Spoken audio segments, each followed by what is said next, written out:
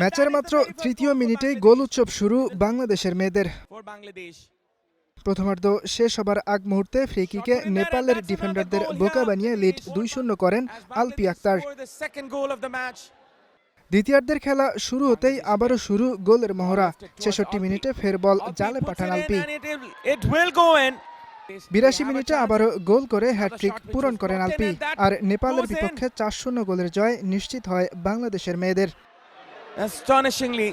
সাফ অনূর্ধ্ব-১৯ নারী চ্যাম্পিয়নশিপে বাংলাদেশের মেয়েদের জয়রথ শুরু হয়েছিল ভুটানের বিপক্ষে। প্রথম ম্যাচে ভুটানকে দিয়েছিল ১ ডজন গোল।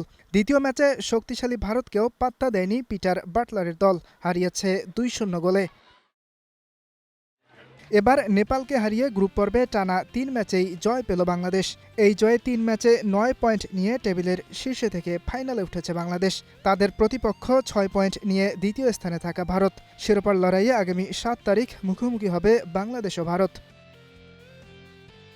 বয়সভিত্তিক সাফের অনূর্ধ্ব-১৯ পর্যায়ে এর আগেও দুইবার ফাইনাল খেলেছে বাংলাদেশ। দুটিতেই প্রতিপক্ষ ছিল ভারত। আগের আসরে ২০২৪ সালের নাটকীয় ম্যাচে বাংলাদেশ ভারত হয়েছিল যুগ্ম চ্যাম্পিয়ন। এর আগে ২০২১ আসরে ভারতকে হারিয়ে চ্যাম্পিয়ন হয় বাংলাদেশ। ইয়াসির আরাফাত সবুজ, স্টার নিউজ।